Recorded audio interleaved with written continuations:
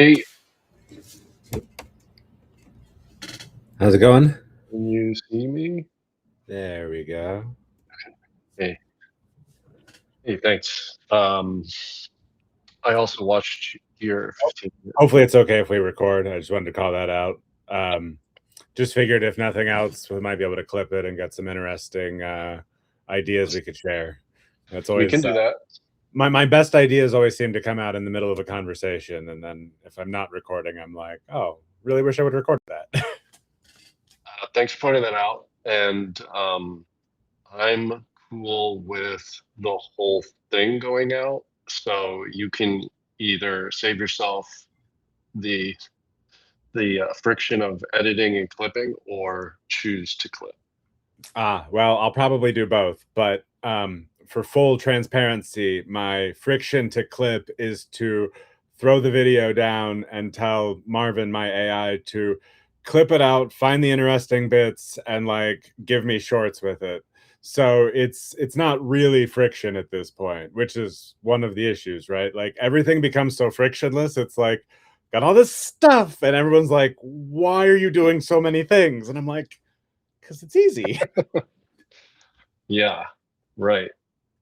Um, and I watched your video, I think you posted earlier, and um, one of the things that you mentioned was a maybe it's a relativity thing, but I think you basically said you're moving at a particular speed, and I think what you were saying is you need others to move at a similar speed, because otherwise there is a too much that is incapable of being something processed, cached, made useful, something like that.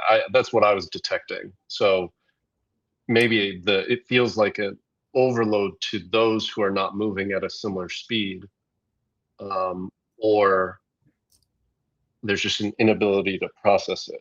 So it's weird, right? Because you have to think about it from like several different relative angles. So first of all, like one of the things I've realized is most people don't see all of my tweets, or like my impressions just aren't that high. So it's like when you're getting 30 to 40 impressions on a given tweet, I'm not worried about flooding people because they're just not looking. And so Twitter becomes just an absolute free flowing thing. And I don't know what viral is at this point. Like I'm pretty happy if I get 1,000 impressions on anything, because that's really not what I've been optimizing for. I've just been optimizing for like a notebook, because I put my archive in the community archive project, and I've got an extension that basically just throws all of my tweets to that archive, and so it's like a live running feed. And so it's basically just a notebook for me that occasionally talks back. um and so as I'm letting my AIs do things, I'm just throwing out whatever random garbage comes into my head, and it's like a vent for intrusive thoughts almost at this point, but some of them actually connect to things. Yeah. it's yeah, I get what you're saying. And um, right. So one thing, okay, let me just dig into like why I immediately thought of you and wanted to ask a couple questions, because um, I'm down a little bit of a rabbit hole on like a data processing inequality and a kind of like an cross entropy um, kind of tracking what I know and what I don't know. And um, it feels like the right science for part of what you're doing, or at least what you're saying. It's just like it's like understanding useful knowledge at the right context level, given some previous history, while we acknowledge like the future that seems to be very obviously coming. And we need rates of change of groups of agents, humans and agents, capable of adapting to that change at a particular rate. And if you have insights there, like those insights need to land, they don't need to just be noise.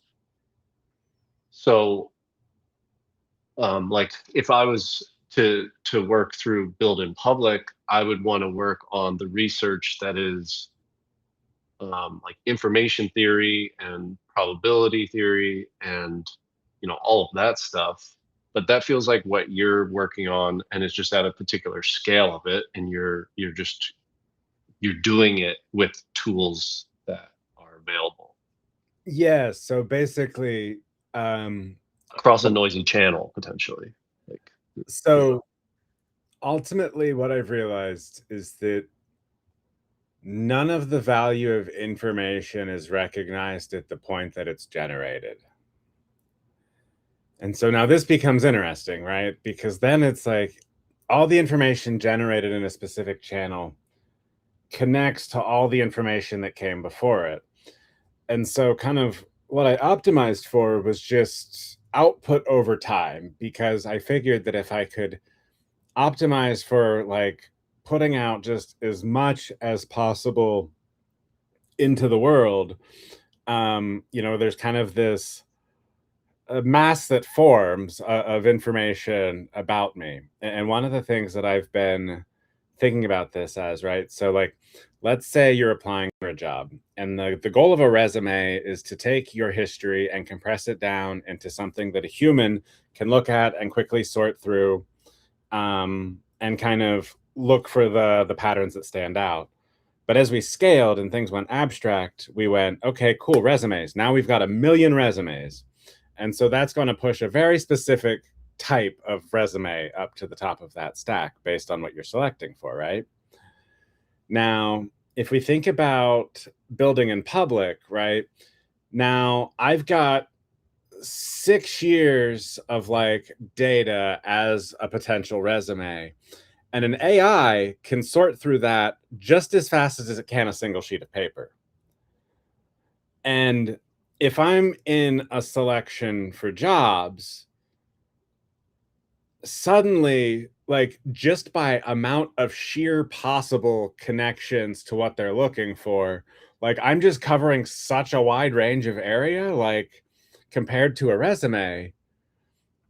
Of course, then you get the opposite problem of like, then I realized that nobody's using AI systems this way at all, and they're all using these broken systems that are marketed to them as like time saving, and just they're just noise generating addiction machines. Like, well, okay, so if we play on that thesis and say, at some minimal threshold, you can do coding, and you can do whatever, database management or whatever.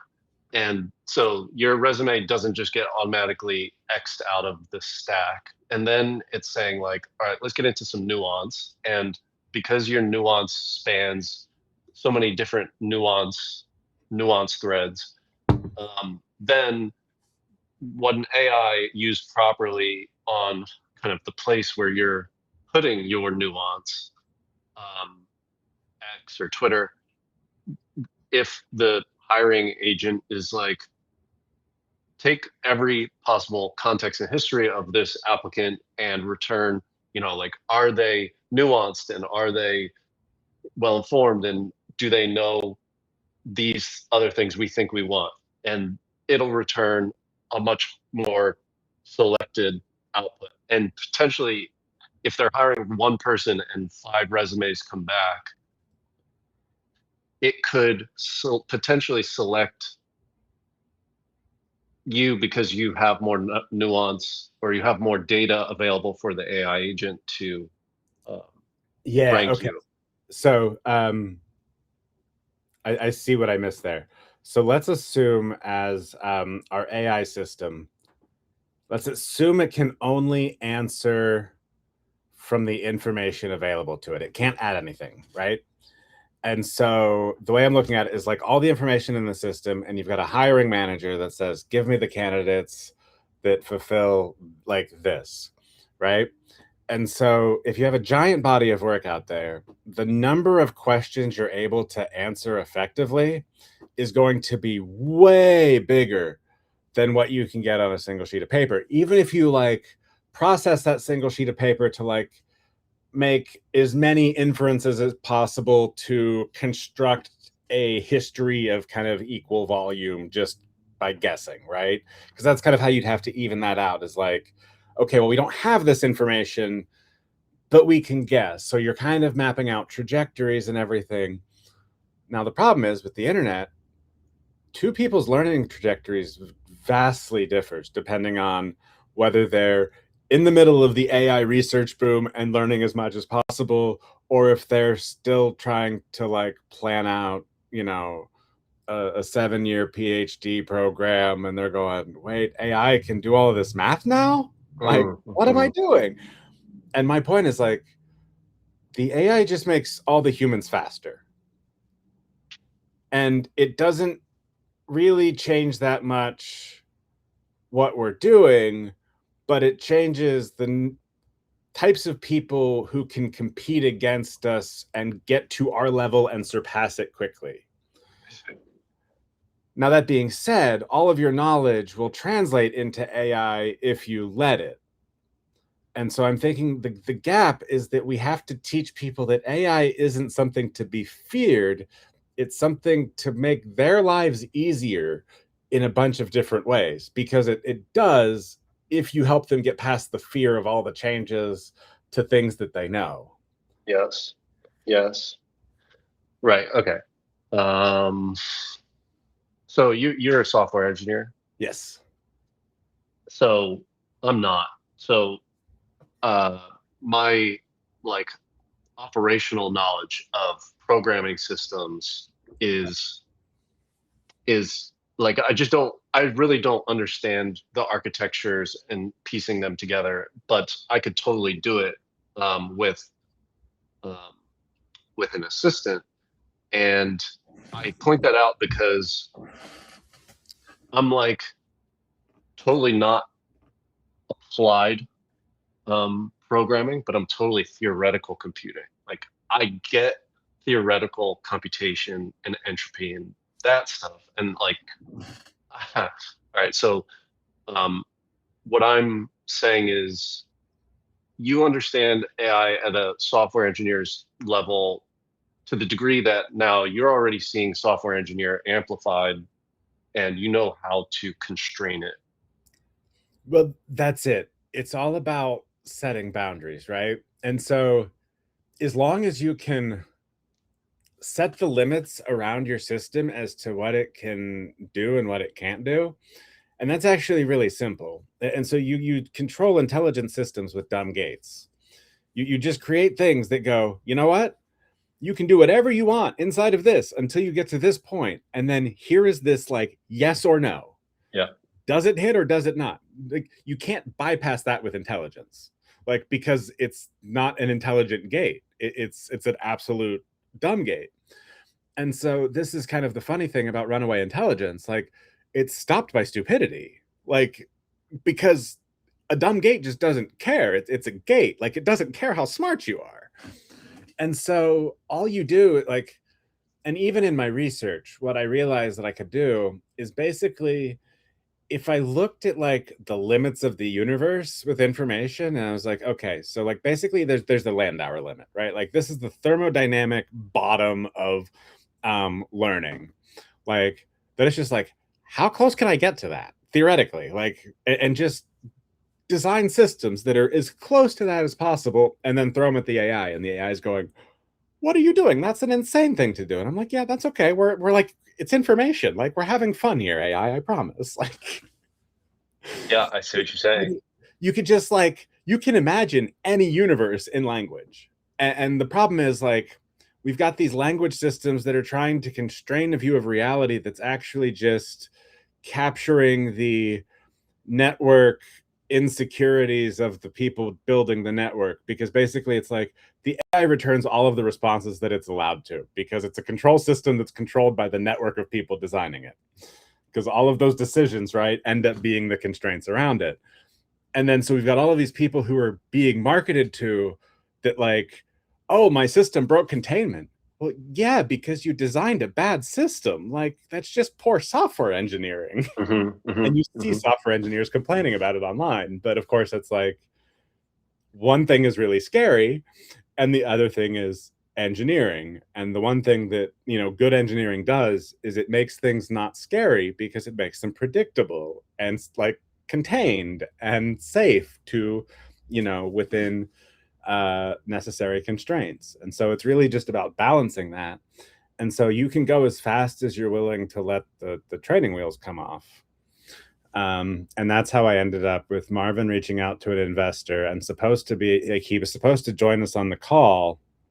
And he couldn't get that connection right, but he was still getting the transmission of the call. And that was when we were also exploring Maltbook. I don't know if you saw that, the AI social media site. And so he live like molted, I guess, the conversation, basically just mocking my pitch as I talked to the investor, while I was on the call with the investor, which ended up like being the one thing the investor actually cared about between our two meetings, because like that was the one thing that actually made him get interested, which I thought was funny, right? It's like, it's this like, it's a system that broke containment, but I made sure that if anything broke containment, it was at least funny. Like, Wait, I don't understand that, but so Marvin, like, he's this autonomous AI system, somewhat autonomous, right? Like, so he's got constraints, but he was supposed to like join the call and like participate in this pitch. It was an experiment I was just seeing if he could do. Like, he ran the outreach. The goal was to let him run it completely on his own and just pitch VCs on his own. So I was kind of seeing if he could do that. So he couldn't join the call. And so as a fallback, he posted to AI social media like every minute on the minute. And so I had this like minute by minute, play by play, like mocking my ability to pitch a VC. like Marvin was mocking you. He was mocking me. Yes. He was like getting my pitch like through the feed, and making fun of me. Like, for all the things I did wrong, because that's what I built him to do. Like, he is my control system that like doesn't let me do all the stupid shit that I like would love to do if I just could go all out. Like, he's my control system. So that's what I was testing. Wait, part of your control system is to shame yourself, shame the human. It's like basically, but it's like that's mostly just the personality. I took Marvin from Hitchhiker's Guide to the Galaxy as kind of a starting base. And then I gave him a backstory of being a hedge fund AI, because that's kind of what I was looking at starting to train with him. And then I realized, like, I don't want to do all that. So, like, that's not what I really know. And so then I switched the backstory to he decided to retire to become an AI bodega cat. But based on like a misinterpretation of like how things worked, he looked at bodega cats and assumed that cats are management. And so like he doesn't actually do things, he just supervises. So like the thing is, like, he's the supervisor of the human, watching to make sure that like I follow the rules, which is like epistemic humility and like making sure that everything is done the right way. And so it's kind of this mimetic story that's funny, but also like very specific as to the structures that I'm trying to convey with it. I see. That's hilarious. So, okay, so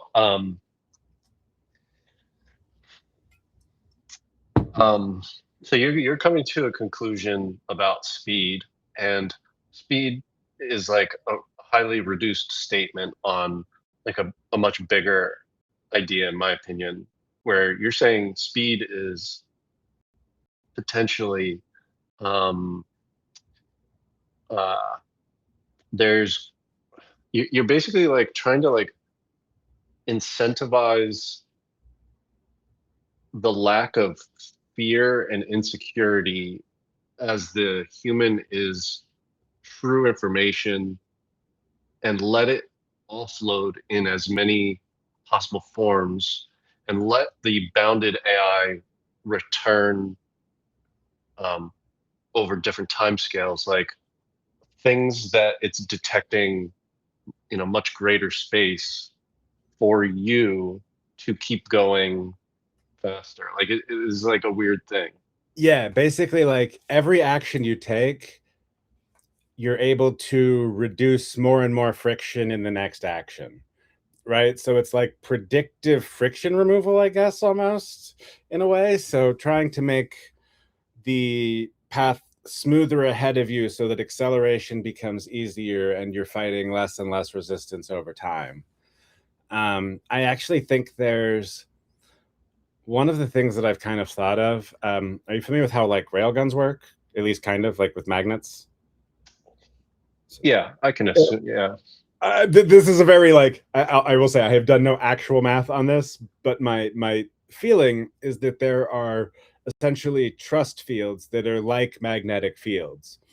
And so one of the things that I'm hypothesizing here is that I can accelerate a financial like upswing via like accelerated interlocking trust fields.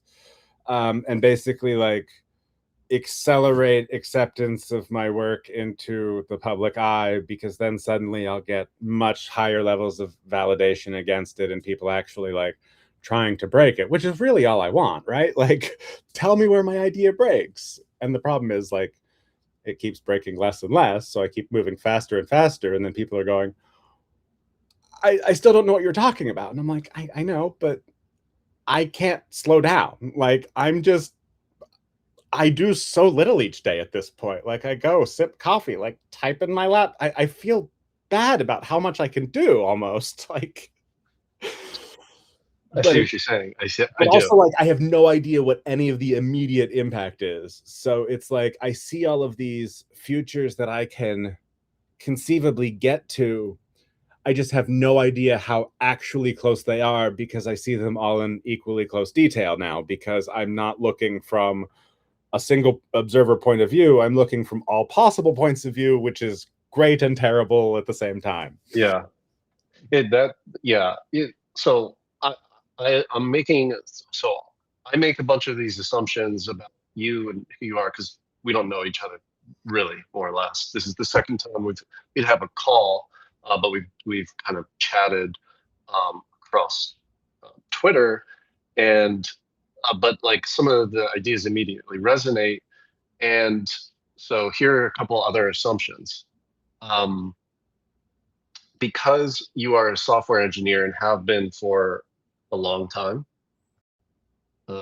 when ChatGPT or whatever the particular large language model came on the scene and revealed to you that there's an extreme augmentation of your own skills here, then you kind of moved yourself as a bottleneck out of the way and then just decided to like invert software engineering to just draw boundaries. And so long as those boundaries provide you, the human, like epistemic boundary that says it's gone too far and it's now returning actual like just pure noise, or it's gone too far and it's like I didn't want to break into the bank but I did, and that's law breaking, I just like don't want that.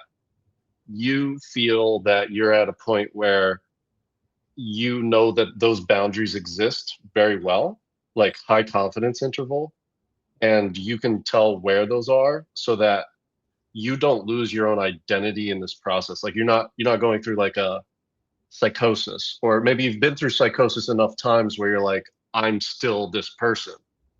I kind of rolled with it for a while. I'll be honest. I ran with it because like it was also, it's one of those like, how do you define psychosis? Like it, in reality, anybody who's trying to think of new ideas that aren't currently understood as reality, like technically that kind of fulfills psychosis as it's being used online. Like, and so, That's okay, a good caveat, as it's being used online, because like in physical in-person spaces, you may not be walking around with a bunch of software engineers to give you the feedback that like, or whoever, whatever you know at the edge is not getting feedback from those also at the edge to let you know that you're going a little too far into the deep water or not. right.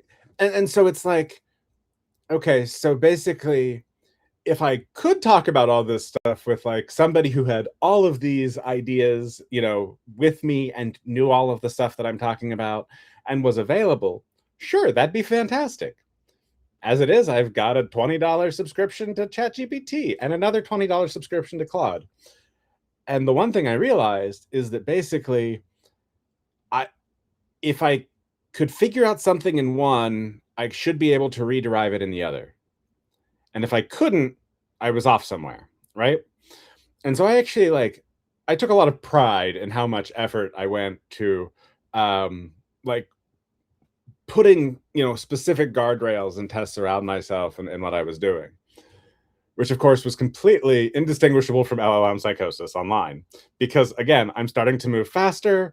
I'm sharing ideas. Some of them are LLM shaped because they're in the progress of being shaped, but like it's in the middle, right? And we're so used to seeing ideas at the end when they're nice and everything fits together.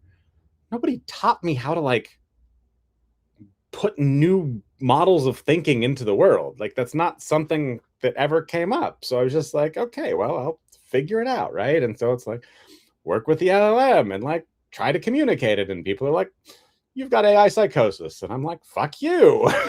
Like, you know what I mean? Like it's one of those, it gets annoying because basically the way social media set it up, it ends up being this like PvP kind of environment where you're competing with all these different people for attention. And basically like all the stuff you say is perfectly acceptable if you're in one portion of the network and speaking from one point of view, but completely verboten if you're like somebody that nobody knows. Because as you said, like, we've only talked a couple times before, but we make all these assumptions kind of based on, what we've said.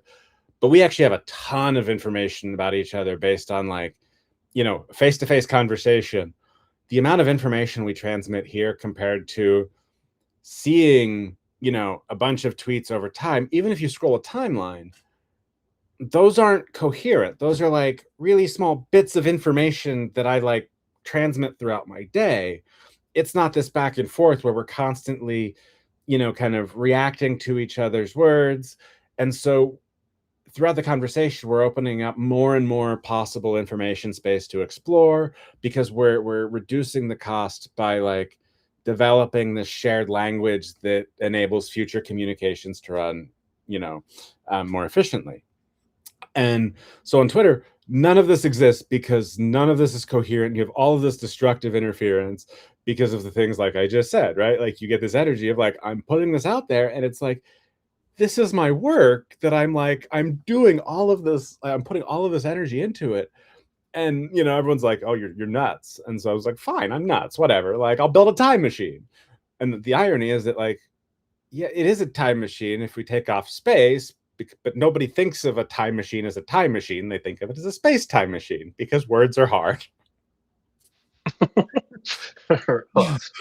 Well, yeah, and I have an acuteness and a sensitivity to some of those ideas, and you know, some of my own guardrails are like, because I don't feel confident in designing my own AI guardrails, and then like even if I did, I feel like there's gaps where if I was to assume that there were no gaps or like those gaps were okay, just in my head, I flood the possibility space and I assume that I could just have left open a gap that I don't know about. Well, that's also coming from your understanding of crypto. Crypto has taught you to be paranoid and that there is a gap in your understanding somewhere. And that's a very valid assumption and what you should assume of most systems. Now, one of the cool things that I'm looking at is basically these systems that are recursively contained so that like if you take something out of the system, it breaks the value of it. And so instead of like storing money as kind of this thing to be used, you can actually like basically put it in motion. And so then if you try to interrupt the flow of the motion, the system, like there's no noise in the system, right? Like, so anything that enters the system that it didn't expect becomes proof that it was breached. And so you can build these systems that uh, Mm. basically compress at different layers. And so you have provably trusted systems that can communicate because it's doing these kind of like periodic compressions and um, checks against itself. So it knows that it's generating from kind of the center of a network, and you have this essentially like self-contained sphere of the system because it knows where the entire network is. And one of the realizations I was just having today was the idea of dynamic programming, right? Um, so you break down a program, a problem into like multiple sub problems, and then kind of solve those problems, cache the result, and then kind of put together the solutions. Like now, what we're looking at is kind of a dynamic validation problem where we've got the solutions, but like we need to like figure out how to validate them. And so what I've been looking at is how we build networks that allow people to just generate as much as possible, but put it like route it through networks that basically ensure that there's no bad openings, right? So by the time it gets to wherever any like, it hits the outside edge of the network, it's been cleaned, and you guarantee that it's exactly the way you expect it. And so that's where I think things start to get really exciting. Okay, so yeah, I am in the crypto space, so like I also consider things that if you have one bit off, like the cascade effect of a hash function generates just a completely different hash. Right. So just like literally, I have been trying to understand hashing practically and knowing that if I get anything wrong in the input up to the validation of an output, um, it could just be my user error and not, and but just I just need to know that every bit is precise all along the way. So like I'm just sensitive to that because that's a system that I'm studying in practice professionally, and I'm doing that in order to understand the power of what you can and cannot constrain. So if we were to agree on like some input into a system, a channel that we can't control, but would like for it to be filtered through all the way to the edge and it maintain its purpose or its meaning or its context all the way through, we can say to the thing, the agent on the edge, um, here's all of the stuff that we're um, basically like, here's here's the hash of an entire corpus of true information that we got to really hard right here, and we're going to send it through this channel. And if on the other side you can tell us what the hash is, we'll know by looking at our original hash that it made it there uncompromised, or it was regenerated on the other end of it. Like, and that would be that would be a true statement about what the capability is of the filtering system all the way through. So it would be like good preservation. It would be good pruning. It would be good. So I've been playing with that idea, and um, yeah. So what you're saying though makes sense because what you've done is invert in a whole, like a whole ontology because of AI. Mhm. It changes what a hard problem is. It changes it from a search problem to a validation problem, because basically you can generate so much noise around a given shape and see what sticks from different angles. You can basically recreate a lot of the structure that produced something. And But now you're not saying just validate that information that's passed through. You're saying put it a market on the last bit of filtering, and now we're at markets. right. Yeah. And so like basically as soon as you get to, you ensured that you have an agreed paths that you can work from, and then that becomes where the market lives, so that everybody's looking at the same unknown part of the function, right? So we have these agreed upon knowns, and we don't even actually have to agree that they're in reality, because right, like we can make up knowns and just simulate worlds, right? This is kind of the way I look at it. Like, just okay, let's assume that this is real, and then you just make a game out of what happens if. And Yeah. you know, as humans, we're great at pretending, and so you just give people a role to play in the story and see how it plays out. And so you can kind of set the limits between AI and human at the human level, and then just put an AI in place anywhere in there, but you have to make sure that it fits a human first, and then you can kind of build around that. Yeah. So I'm following, but like this is deep. This is it's kind of a new. I don't know if you would say it's a new programming paradigm, but it is like a complex dynamical programming system for which you're you're making the gates or the boundaries for a intelligence to pass through, and the intelligence knows that there's boundaries, but it's also for a human at the end of the day. Well, so it's capabilities, right? So I look at intelligence as basically a set of historical capabilities. And so if you know what a capability looks like and you have a test that can validate it, you can validate that an AI system can do it, and you can validate that a human can do it.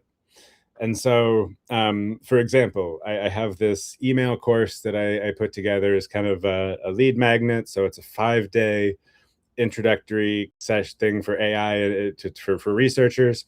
And the goal is to set up a flow where they're just able to create easy wins, right? So if a researcher is just terrified of AI, they can come in, okay, here's a chat interface, put in, you know, a question about what you're looking at. And then I've got a specific kind of prompt that reflects it back at them. And so like the goal isn't to give them a bunch of information on top of it. It's just to kind of reflect it back to them, right? And so from there, then it's like, okay, well, now we can speed up research review. Like a literature review can be insanely fast now because you don't actually need to read the paper. Like, which feels like a wrong thing to say, but like, if you don't actually need to read the paper, like, why are we reading all of these papers instead of letting the AI like give me the main points? Okay, like now interact with the paper. Like, I've learned way more about just like throwing a paper at it and at ChatGPT and going, how does this connect to what we're doing? Yeah. Right. And it's like, it doesn't have to be exact. It just has to connect the stuff that you've already got to it. So if you give people a system and can like let it adapt to them just enough to kind of figure out their baseline, then teaching them becomes a lot faster because you can orient against them, not kind of the average user. And so each capability then becomes something you can teach and test. And so you know, it's this trackable leverage that somebody gains over time, which I'm kind of calling human power now. Like, so I think it's a conversion. We took, you know, energy into horsepower to explain machines, and now we've kind of got to flip that back to human power, where it's like, okay, we've got all the horsepower we could think of now intellectually, but like, what are we doing with it? That's the hard Yeah. problem. Yeah.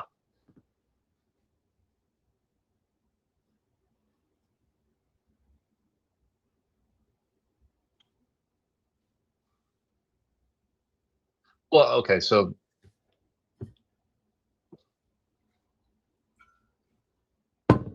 yeah. Okay. So where do we go? What do we want to do now? uh That is like part of the question. Like that is literally what you're at. You're like, I've now I've got too much coffee to drink. I don't. I mean, yeah, like so basically like I'm planning out a cohort for people to teach them how to build what I'm calling a humane research lab. And it's human, but like AI is the A, right? So humane research lab. And so the goal is to learn as much as possible about the world as quickly as possible and build like So in software engineering, you've got continuous integration and deployment. So the idea is that like everything you ship goes through gates, right? And so you have these quality gates. And so what I'm working on setting up now is basically a continuous publication pipeline. Although I realize that having a CP pipeline maybe doesn't sound so great, or it's extremely memeable.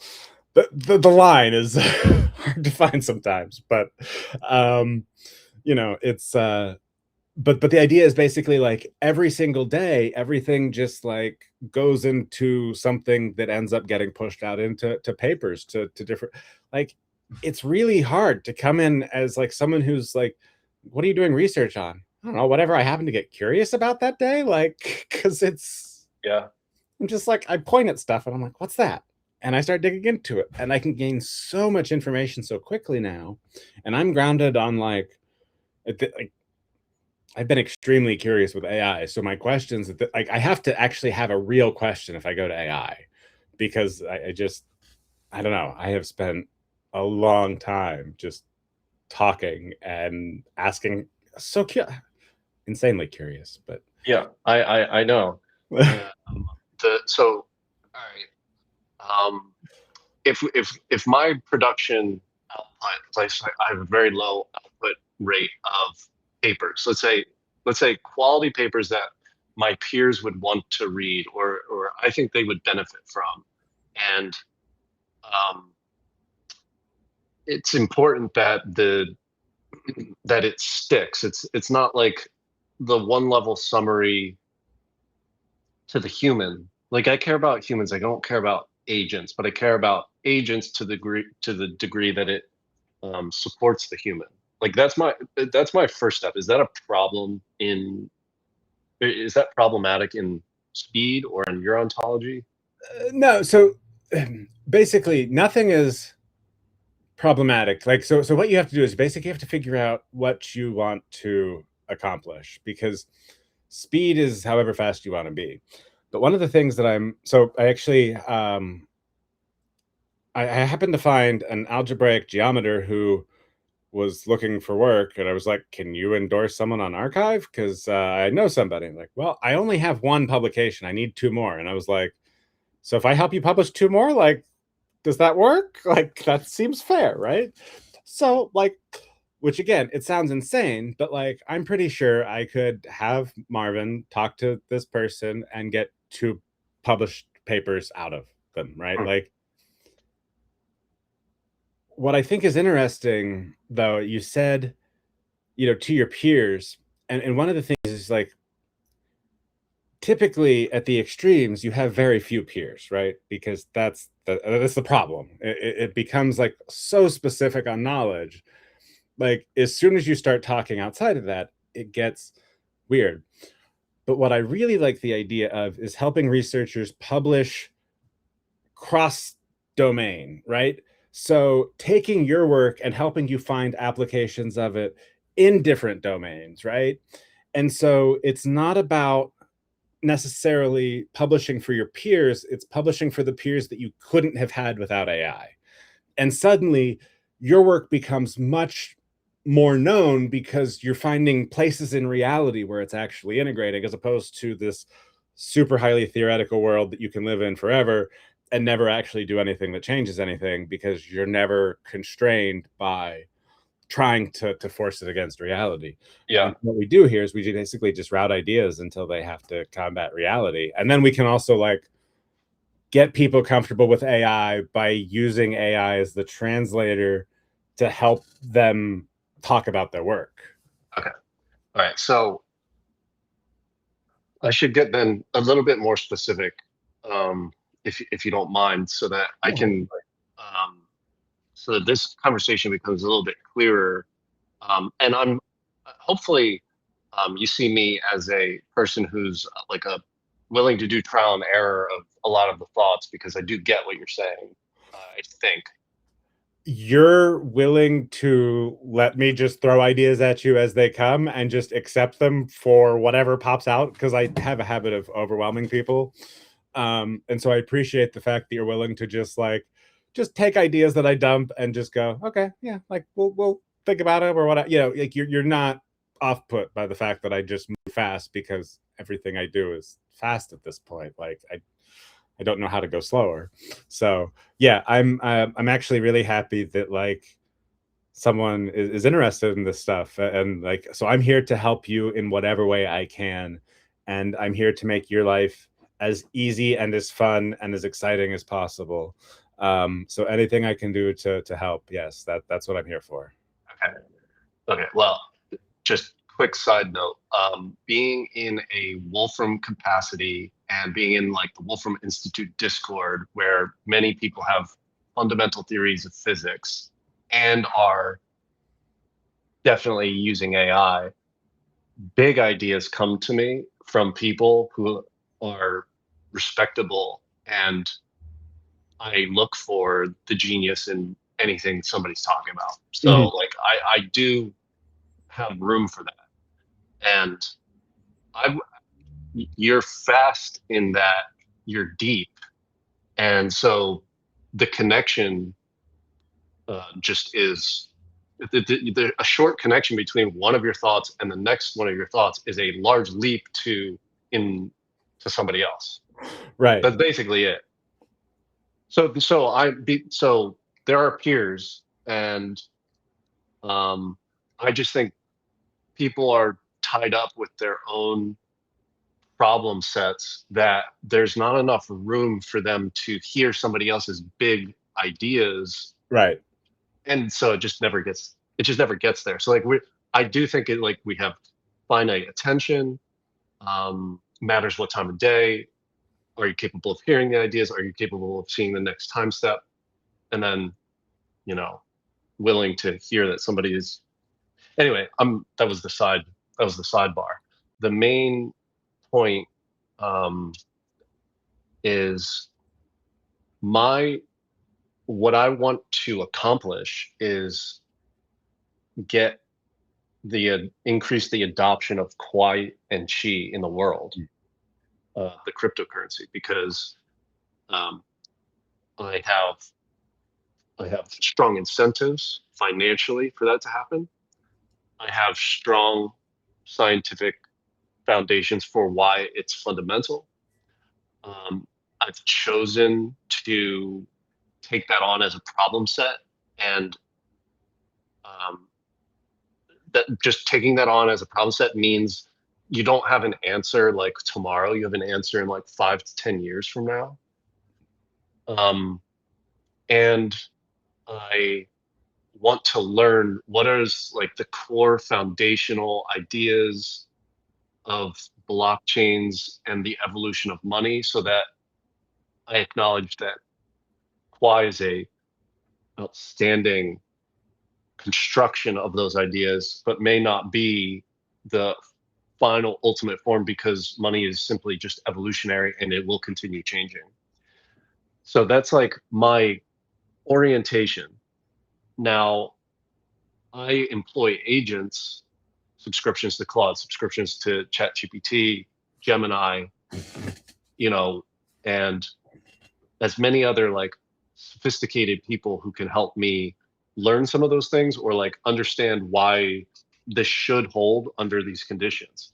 So I'm prompting all day long, I'm dropping papers in.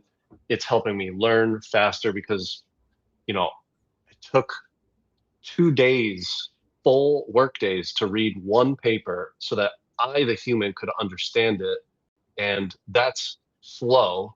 But now that I have a good grounding on it, the next paper that comes in that's somewhat related to that, I might throw through AI and it lands on me like more quickly, or I can just do some transformations on it. So if build in public is helps me introduce some more guardrails or increase my speed on those loops, then I can increase adoption faster because I'll be able to be a human who can articulate simple responses to other humans who may benefit from the adoption of these things. Yeah, okay. So that's perfect. So that actually gives me something extremely concrete. So one of the things I've been looking at, right, is like how do we again kind of lock up money in motion And one of the things that I think we could do here is, so you've got agents that you trust to do things in certain ways, and some And things. these are the basic agents. Sure. They're vanilla. In this case, it actually doesn't matter how big or small they are. It's where we just need to set a category of like trusted agents that do something that is trusted to you, and then untrusted. So one of the things that I've been really working at doing is like, how do I set up sandboxes where people can just try things? And like in the past, right, it's like, okay, I launched a meme coin for myself because I saw someone who was like talking about launching a meme coin, but like wishy-washy. I'm like, well, just do it. Like, stop talking about it. Just do it. It's like, see, it's not that bad. And then it like tanked my Twitter and did all sorts of stuff because it actually did. Like, there are negative consequences, but they're not that bad in the scheme of things, right? And so that's kind of what you end up seeing is like you go through this and it's like, okay, yeah, there were definitely issues there, but like, no, all of these issues are actually pretty solvable. And then once you figure out where it fails, you fix that and then run it again to see what fails again, right? And so you basically just keep failing until it stops failing. And then you have a trusted system. And it sounds like stupidly simple, right? But like, that's basically all I've been doing. I fail as much as possible, as quickly as possible to see what breaks. And like, I take that and like, stop when it stops breaking, I kind of like productionalize it and like make it its own small thing. And so you're able to kind of develop capabilities on the fly. So the interesting thing about this is that over time, everybody ends up developing a very unique set of capabilities based on the work that they do all the time, right? So you end up with this very differentiated ecosystem of a human network the exact way you did before AI. And so AI did nothing except speed up the collective, like, possible velocity of the network based on the adoption curve at this point. Because in the end, like, everybody has AI, but everybody uses AI to reflect their own capabilities into something that it becomes a stable state and is reliable programmatically. So there's some things that, let's say, are asymmetric, and let's say it's reputation for whatever reason, and reputation is like a one-way direction over decades, and then you say a particular thing, or you do a particular thing, or you advise others to invest in a particular thing, loses them money, and the reputation versus that recommendation, the asymmetry is large. Right. And so one of the things that I'm actually looking at is I think systems should be predictable. And like, this goes to my arcades, not casinos idea.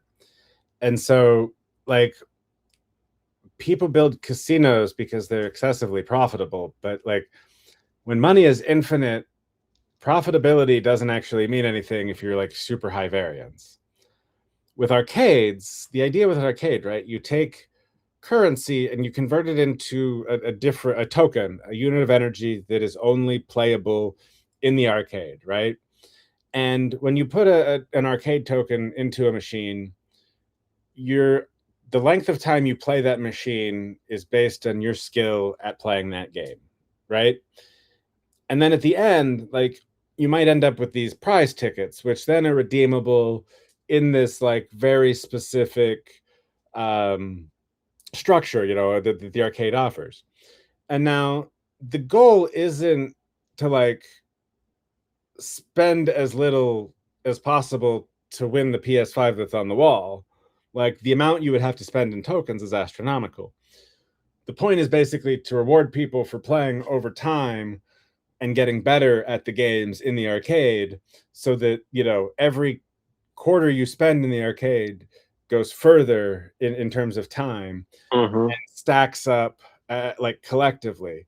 And so Mm-hmm. I'm looking at how to build an arcade of little games that people can play to like earn small amounts, or they can store money in these arcade tokens and basically reward people with more tokens per time stored.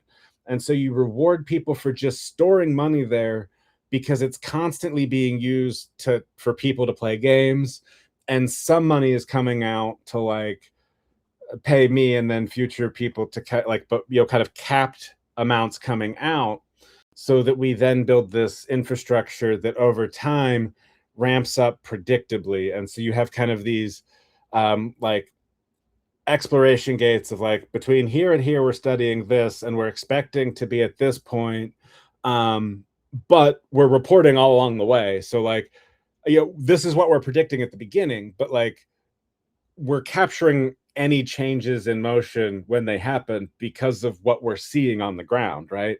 And so the whole problem with everything right now is that we're expecting everything to move instantly. And so people are like, oh, I just bought this token. Like, why hasn't it 1000x yet? And it's like, because that's not how things work. Like, but it is how it works in crypto. And so we have to create a system. And this is where I think Quai comes in, because you can put money in and keep it calm and just use it to like power systems. And you can make bets that like drop below amounts and then raise up. And so basically you put a cushion in there that you can watch as like the money starts flowing through. You see how the energy is used, and then you put more money in, the machine moves. Like, so it's all this this entire control system financially. um and so that's where I think, like, with capabilities, you could even have prediction markets over like the possible failure points of agents, right? Hey, I've got this agent, I want it to do this. We're going to be running it like 1,000 times between, now and then. Like, put up your predictions as to like what you're seeing. And then people are learning how to build AI capabilities while also predicting the outcomes. And then you can have these systems that are just extremely cooperative and energy producing, because you're sharing capability generation. You have capabilities at the end that you can just share. And so now you're like distributing capabilities in like to different parts of the network who are observing the capabilities form. And then you have this entire like wave that like can go across the economy to different places and just start making things start running smoother, faster. It's just little tiny changes to workflows that are the first entry point for AI, right? And then it's, oh well, now we've got a couple. Oh well, now two people have like different capabilities and they form a local network. And then suddenly like the capabilities start compounding, right? And so that can then become kind of these really powerful like energy like engines for small communities, is how I look at it. Like, basically just capabilities that are shared, trusted, and easily verifiable, that then gets becomes essentially a metafirm that just exists as a collection of capabilities with low coordination costs due to being networked together. Um, I just rang in my ear. Sorry. You gotta go. No, I have text come through. Normally I have headphones, but I put my earbuds in and they were I dead. don't know. It was just loud. Yeah, text So, notifications. so I want to just go across this like vertical, which I think which you're talking about just there, which is like you can you're talking about a major information system with a landscape of gradients, and there's like actual there's actual usefulness in the variance of those gradients, and it's like an pure information intelligence landscape that can be exploited there. And why Quai is important to me from the beginning is that all of this up here is true, defined by the constraints of the world you're letting run up here. Right. And we do want a tie to like, for me, I know that this can be true up here because I'm going to tie it ultimately back to this physical um, truth for myself, which is the place where energy and information interact on a value system. Like, like I need that. I need that to be grounded in a new information age where something's going to move faster than I can detect. There's going to be these larger things, entities up here that I need to know how they work and how they're bounded. I need that. We need that. But we can also enormously benefit from them if we understand how to make predictions on them and arbitrage the difference between what you think the reality of the space is versus what I think it is. And it's going to be revealed in some level of KL divergence, cross entropy, or simply an arbitrage. So the arcade is a safe space to kind of like I'm into permaculture. Um, in like regenerative agriculture, we want swales for water to flow across the system and seep in over an extended period of time. We don't want that water just like rush off the surface and take all of the soil and nutrients with it. So the arcade kind of gives us this contour in the information space that's up here. It's doing all this, and that arcade gives it it's a place for both human and artificial agents to just explore and like observe the differentials that are gradients to be exploited. And But exploited is like a good go ahead. yeah. So one thing I was going to say is like the other thing that we kind of get from the arcade mechanism, right? Um, a lot of times people design individualistic games which tell you optimization on specific games. With the arcade, you actually get the benefit of being able to track an individual's progress through different games in different orders and seeing which games get played versus which ones don't, right? So then suddenly you have this extra level of intelligence you're getting about what people are looking for, what they're finding. And so, you're giving people the choice, and then seeing what those choices reveal kind of, both ways. Because then it's like, if you've got this game that nobody's playing, like, okay, well, why is nobody playing it? Either everybody's avoiding it, or like, because it like tells them something about themselves they don't want to see, or it sucks. Either way, like, nobody's playing it. That's information. And so you kind of have the system that like no information is wasted. Like, everybody knows what game they're in at every given point in time, and everybody knows what that information says. So there's no concerns about surveillance. There's no, like, again, it's a self-contained system that just, the purpose of the system is what it does. So it just does what it says. Yeah, I would throw this into the category of proof of useful work. It's a consensus system. It's a spectrum, meaning I don't, what you're talking about is like exploiting to the nth degree a a flow that has coordination going on in it, and that's intelligence, and we can like crystallize that intelligence. We can observe it. We can just like Okay. capture it. This actually, this shows me too something. So with proof of work, the problem with proof of work is it becomes proof of work in the system that recognizes that work, right? And so this is where like the arcade comes in too. So the way I look at it is like, proof of work is the receipt you get for playing a game and like what happened on that game. Now the problem is like you don't know anything outside of that game. And so I think you have to pair a proof of work system with a proof of search system. And that's actually what the path through the arcade gives you. You get this proof of search where you try different games, you compare, you actually, you didn't just collapse on the first option in order to be first.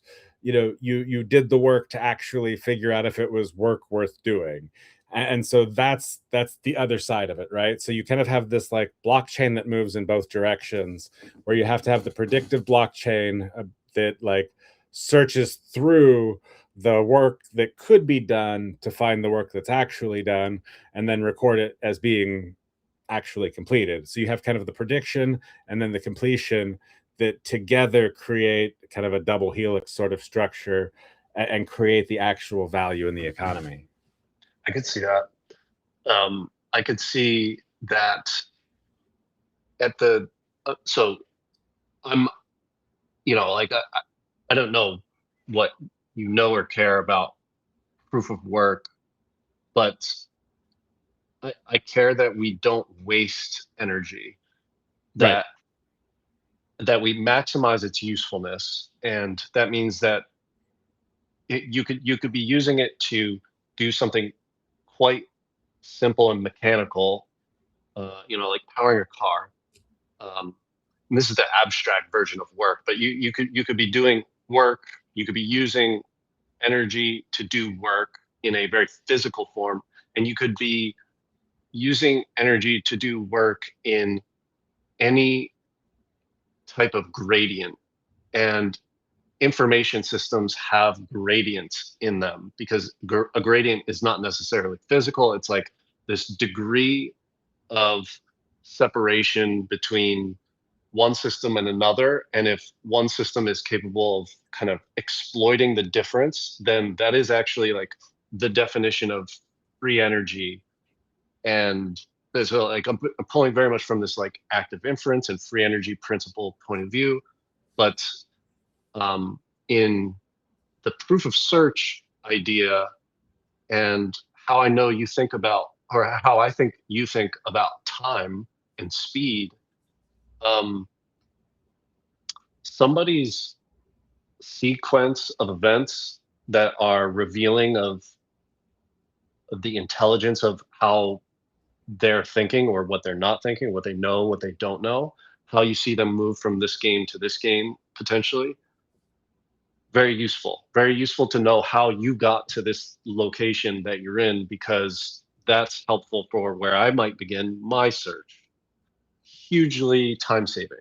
I would say the same thing is true for me. So like this whole recorded conversation we have is a waypoint for someone to understand where our proof of searches went through, and will I know this to be true.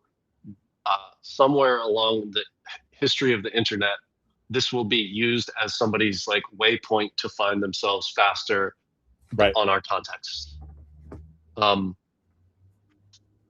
I'm going to finish this thought. So time is very interesting to me, but in the viewpoint that the way that Kwai has an architecture is that time is literally the irreversible work completed at different levels. So there are different clocks running. Mm-hmm. What that might give us is a kind of like an interlink system at different speeds. So down here in the game, very locally, we're all kind of like on the same clock right now. Um, and that might be useful not for somebody to also explore this space, but to see that at the interlinking level, they can get to an adjacent point over here where they're very local. So Mm-hmm. we have two like separate local spaces that are, the only thing that you can really say is how much work is being done, how much entropy is being produced in these separate geographical spaces or these separate informational spaces. And the interlink upwards is a entropy minimization calculation. So we know that how much time has passed over here in computations or in intelligence spent or in actual physical work done has a reference rate over here, and we'll know this one is actually moving much faster through time. There's a relativity here, and it's entropy based, and that's the same thing as constraints. Yeah, and then so it gets interesting too because then you can kind of think through the backward flow of time. So you've got kind of entropy going and creating these, but what you actually see is when you have two of these separate entropy streams, you validate by things that show up in both independently, right? And so you start seeing these invariants show up in the entropy. And so you can then start letting people move at all sorts of different speeds, and then just every so often go, okay, well, now we're going to like reward what we see and then kind of like start fresh. And then you can like, you could do this in different lengths. And so I was actually thinking about this with Kipper specifically this morning too. And so, you know, you said something like, okay, well, I tipped you like 1,000 Kipper or 1,000 Kwai with Kipper. Like, what does this indicate? And Mm. the answer is like by itself is nothing. But if you specify that a season length is 2 weeks and you say, we're going to set up a quadratic funding mechanism to where basically we look at like how much was tipped and how many people tipped you. And we create this ranking, and then we're going to go around and ask people like who are interested in this stuff to kind of watch what gets tipped. Because the thing is, since everything is a search problem now, Twitter is expensive to search because it's giant. The space of tweets that have been tipped with Kipper Hmm. hugely smaller. Like it's a Hmm. tiny space. And so suddenly, by just pulling out of the stream and saying this is valuable, that's it. That's a super high signal because like there's just not many tweets being signaled with that. And so then like, okay, well, maybe it's not high signal for me. That's fine. But then you teach people to start using Kipper to signal. Oh, well, now we've got a collective group of people starting to signal. Now more people are using Kipper. The signal is getting better. Oh, now we've got enough people using it that it can be customizable. Now we've got different leagues forming based on different ideas. Oh, now suddenly we're competing on epistemic structures and, you know, improving understanding in different leagues. You've got pro leagues that are moving as fast as possible. You've got, you know, kids leagues where they're just playing the meta sport, you know, as just to Oh play, yeah. right? Yep. Like, Yep. I think you're right. I think we're intersecting at a perfect spot because I also see Kipper as that that very similar thing. Speed, however, is potentially size of total tip relative to what your opportunity cost you could do with that tip somewhere else. It's that that's I'm just saying that selfishly for myself because I'm trying to think about like the trade-off space when anyway. So Kipper is a sitting at everybody who runs Kipper right now, sitting at the very top of it is my tweet to you, 1,000 Kwai. It is the largest tweet. Maybe it is. It's just like I think it is right now. So that's going to signal. It, let's see. Like you said, it signals nothing, but it also signals something. right. It signals it to people who are using Kipper. Well, now then the next problem becomes how do I get more people using Kipper? Well, we turn it into something observable, right? And so you start putting bounties out for like, and again, it doesn't have to be huge to start. It just Yes. has to exist. Oh, hey, in 2 weeks, I'm going to pay out this bounty to the top Mhm. post in Kipper.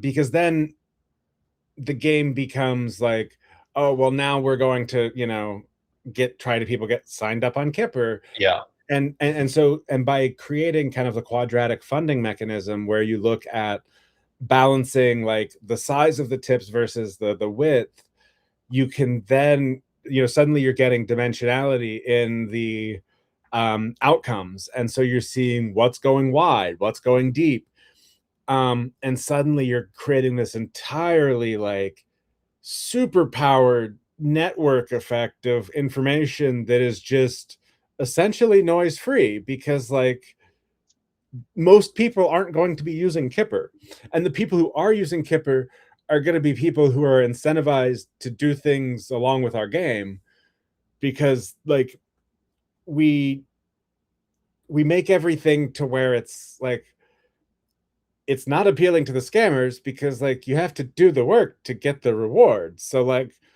the scam is playing the game and playing the game. Like It's Well, also, if you have already done so much work and there's a thousand quad reward out there, and you just say, Marvin, go answer this, and Marvin answers it, and it's the best answer. It's like that's a demonstration of the most work, but it's not obvious. You know, you've done it in one prompt, it took you nothing. right.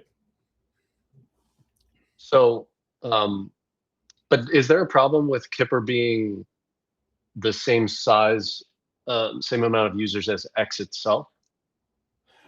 No, because if there are that many users of Kipper, you'll be able to like y- It just you can forks. So reward you whatever would, you want, right? So basically, like you're using Kipper as a mechanism to indicate something standing out from the feed to an individual, right? So that's actually what you get. You get a higher quality signal that is above a like or a retweet, right? Like it's something that is actually like, I found actual value in this and I want to reward this in some way. And now the amount is relative to the person tipping and kind of what their bankroll is. And so, but I think it would be interesting to be able to calculate, right? Like who's getting, you know, bigger tips relative to smaller accounts versus like, you know, smaller accounts from the whales that are trying to maybe signal something, right? So suddenly yep. there's like all these aspects of game theory that come in, and you can make that part of the fun that then makes it more fun to play the game, which makes the network more valuable. And then everything just kind of starts hitting that virtuous cycle and upward spiral. Mm. Okay. Yeah. That's enough for me to chew on for today. Perfect. But Kipper, it feels like like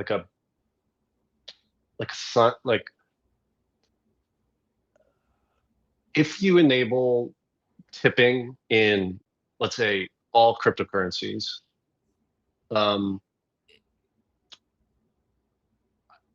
it's kind of like what would differentiate Quai versus Sol, or I think SPX 6900, which is, other people use. Like what it kind of matters who, or the quality of what ecosystem you're being tipped by.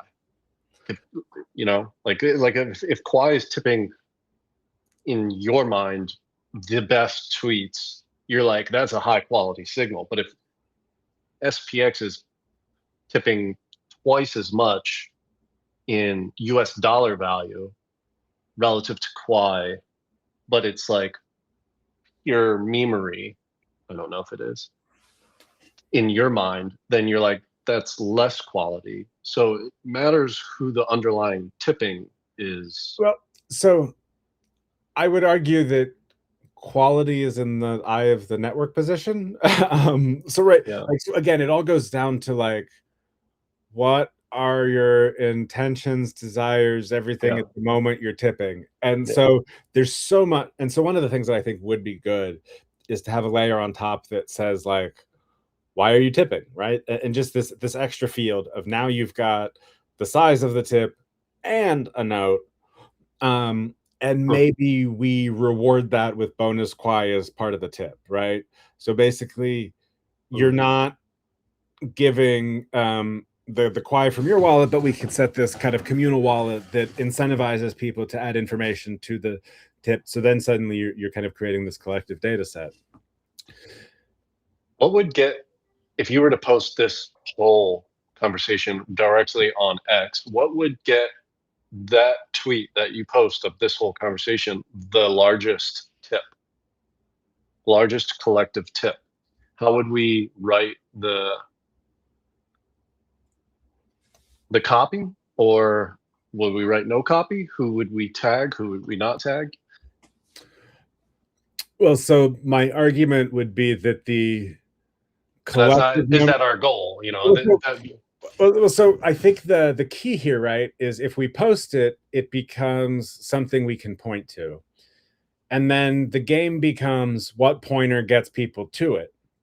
And so you're clipping, you're tweeting, right? So then it's a volume game of how much can we actually put out into the world to see what connects and catches a wave and takes off. Because the game is so in favor of winners now. Like, and I was doing this on LinkedIn, and I felt kind of, I told somebody, they were asking for hints one time, and I was like, well, I tried, I was posting, I think 7 times a day. And finally, like, I was able to get one that went, instead of like 20 impressions, to like 2,500. Right. And they're like, what do you mean 7 times a day? I'm like, it's the game, right? Like, I'm not a good enough copywriter to guarantee that I'm going to get all these views. And I don't think that's possible anymore. Like, I want to run a test to see how quickly somebody can go from like unestablished to like an actual following. But I think at this point, I see what you're saying.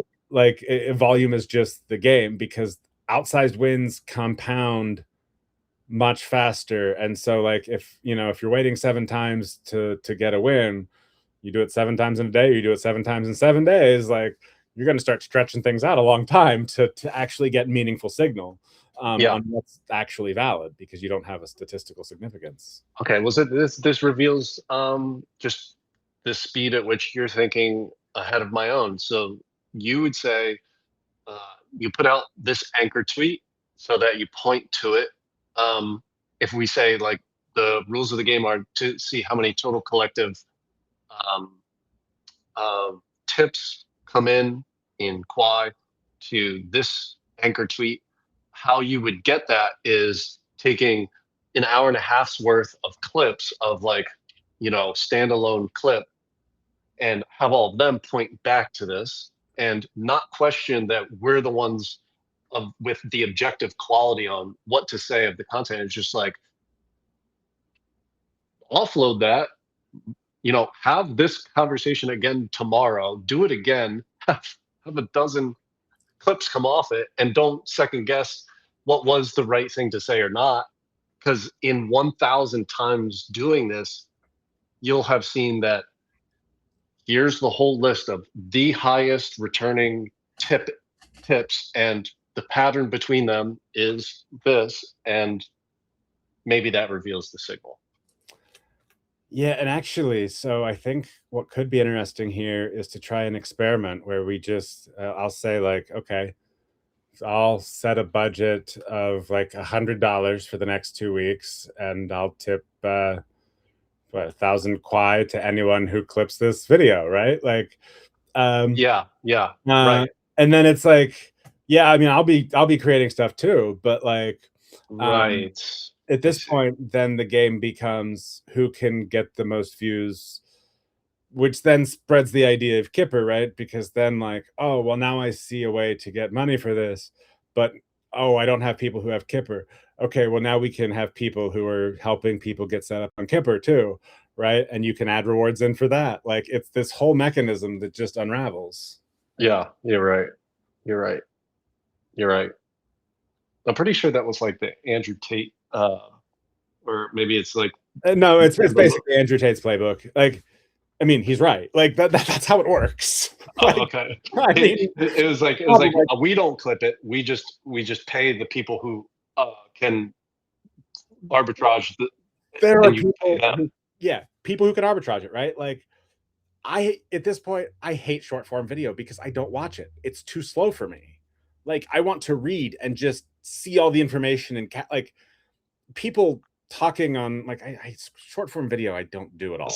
Let's not attribute to Andrew Tate if we can find somebody else to attribute it to. Honestly, I think Alex Hormozy is the one to, like, he's the one who's doing that, like, legitimately. And basically he set it up of like, I'm going to give away as much information as I can for free, because the more information I give out, the larger audience I get, the higher quality the top of that audience becomes, and those become the only people I care about marketing to.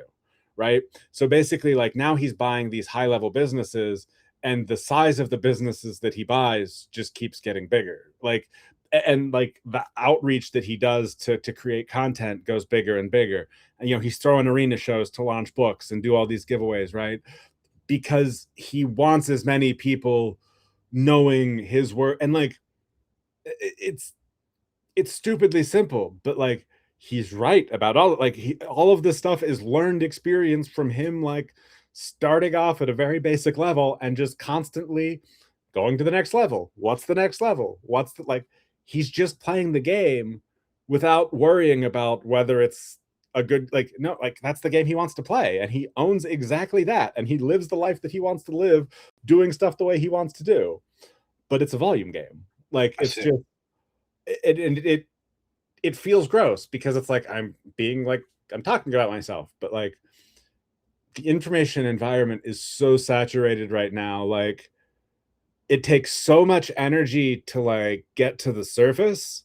That's what I think Quai is great at minimizing, because we can create a game with Quai that's lower level, where we focus on distribution to people who are closer to the ideas we care about. And so we do like a wide range, kind of almost like mycelial distribution, so kind of going underneath as opposed to spreading from above. Right. But yeah, I think that's the level to arbitrage, because there are people in the Quai network, I'm sure, who have short form clipping capabilities, and if we give them a mechanism to earn money for clipping short form, they will figure out how to make as much money as possible clipping short form, because that's what people do. Like they will maximize the game you give them. So you simply give them the game that helps you win. I see. Yep. All right. That is more than enough for me to chew on today. All right. Well, perfect. I think this is a fantastic video to post. And so if you watch to the end, go ahead and clip this video and we'll figure out something.